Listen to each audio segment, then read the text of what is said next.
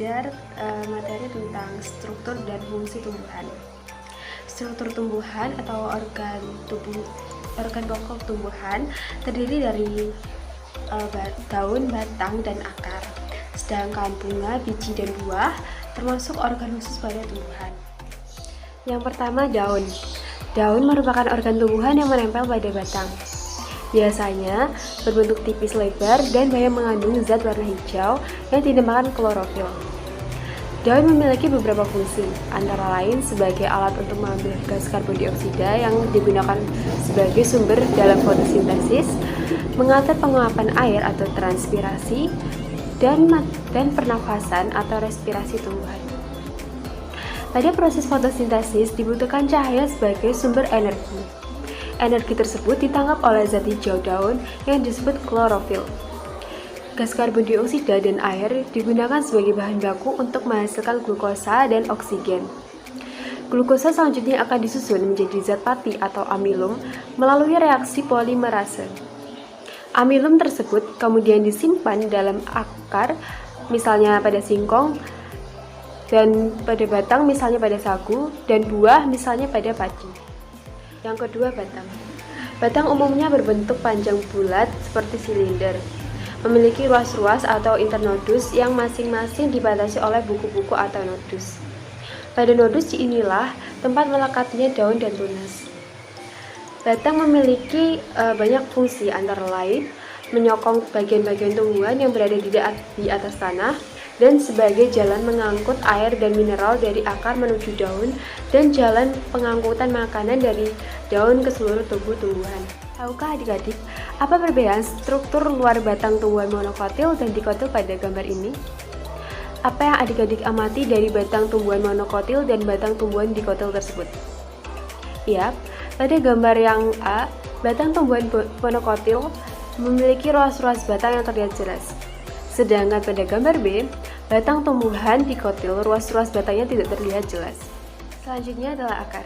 Akar merupakan organ tumbuhan yang umumnya berada di bawah permukaan tanah. Tidak memiliki buku-buku, tumbuh ke pusat bumi atau menuju air, warnanya tidak hijau, biasanya keputih-putihan atau kekuning-kuningan, dan memiliki bentuk yang meruncing. Akar memiliki fungsi untuk menambatkan tubuh tumbuhan pada tanah atau medium tubuhnya. Akar juga menyerap air dan mineral dalam tanah atau pada medium tubuhnya pada beberapa tumbuhan.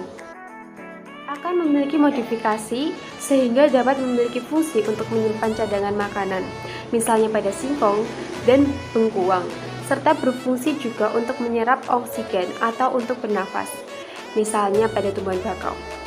Pada wortel dan lobak, akar tunggang berfungsi menyimpan cadangan makanan yang akan digunakan tumbuhan selama perbungaan dan pembentukan buah. Terdapat dua jenis sistem perakaran pada tumbuhan, yaitu akar serabut dan juga tunggang. Tumbuhan monokotil seperti padi, jagung, dan rumput memiliki sistem perakaran serabut. Sebaliknya, pada tumbuhan dikotil seperti kacang tanah dan mangga memiliki sistem perakaran tunggang. Selanjutnya adalah bunga. Bunga merupakan alat reproduksi generatif pada tumbuhan. Beberapa bunga memiliki warna yang cerah, yang berfungsi untuk memikat hewan pembantu penyerbukan.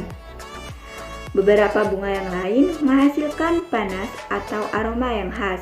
Hal tersebut juga bertujuan untuk memikat hewan untuk membantu dalam proses penyerbukan. Secara umum, bunga tersusun atas dua bagian utama, yaitu perhiasan bunga dan alat reproduksi bunga. Perhiasan bunga meliputi tangkai bunga, kelopak bunga atau kaliks, dan mahkota bunga atau corolla. Sedangkan alat reproduksinya berupa benang sari atau alat kelamin jantan dan putik atau alat kelamin betina.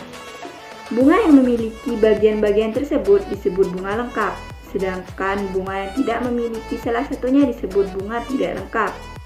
Berdasarkan keberadaan alat reproduksi dalam satu bunga, ada bunga yang memiliki benang sari dan putik dalam satu bunga. Bunga yang demikian disebut bunga sempurna, misalnya pada bunga matahari.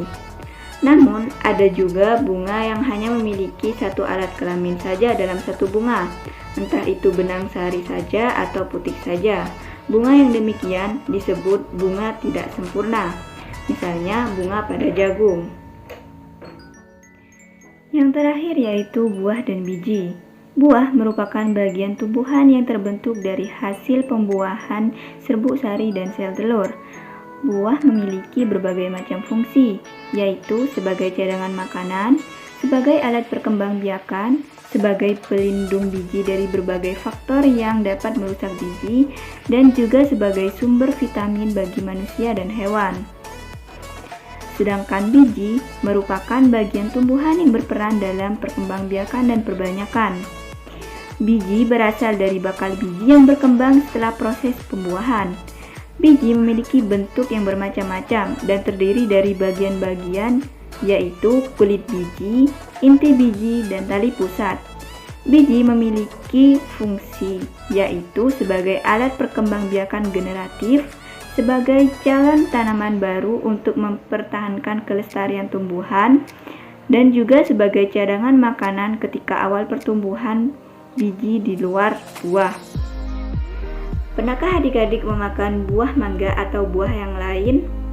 Nah, ketika adik-adik memakan buah tersebut, biasanya di dalamnya juga terdapat biji. Tahukah adik-adik dari mana buah dan biji itu berasal? Masih ingatkah adik-adik bagian-bagian dari bunga?